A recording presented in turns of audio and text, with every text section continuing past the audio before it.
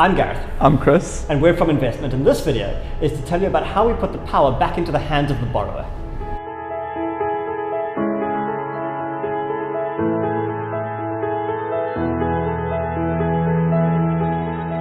There are three things that go into a loan agreement: the amount of money that can be borrowed, The interest rate to be charged.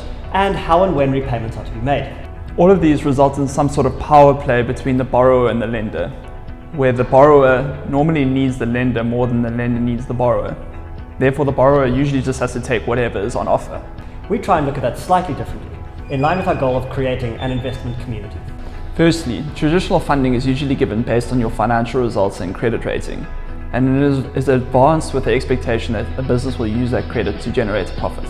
At Investmint, we acknowledge that maybe your financial results aren't that great, or your credit history isn't that strong. But what you do have is a great product or service that people want to buy. And what you need help with is not generating business, but actioning the business you already have. This means the amount advanced to you is not based on your past financial results, but based on what you can sell now. Secondly, the interest rate that you are charged is usually determined by an algorithm and is based on the risk inherent in your past financial results. We've taken a different look. We think that a good borrower should be rewarded with a good interest rate, and a good borrower makes their repayments on time. That means when we link your interest rate to your repayment history, we're giving you the control over the interest rate that you're being charged. The third element is the time of repayment. We agree up front the length of the loan and the worst case scenario of repaying the capital at the end of the period.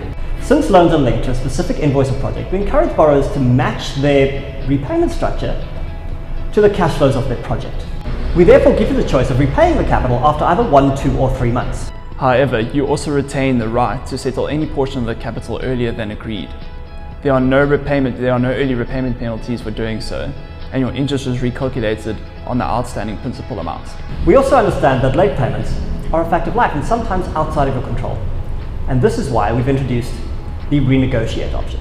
If you're going to be late with a payment, you have the option of requesting an extended payment date with your investors. They don't have to accept this, but we do ask them to consider the spirit of the investment community in making their decision. Of course, if you're late with an interest repayment, you do have to pay additional interest on the amount that's overdue. But we don't consider a renegotiated payment to be late in terms of recalculating your payment score. Because investors are advancing money on the basis of the business that you have already generated, we have the option of being slightly more flexible. That is why we don't require weekly or monthly repayments to be made. We know that the cash flow in a business happens at the beginning or the end of the month, and not really in the middle. We don't want to put additional strain on your cash flow. By requiring payments to be made in the middle of the month, that cash flow just doesn't allow. After all, if you could afford to repay 1/12 of the amount you borrowed a week later, you probably would have borrowed less in the first place.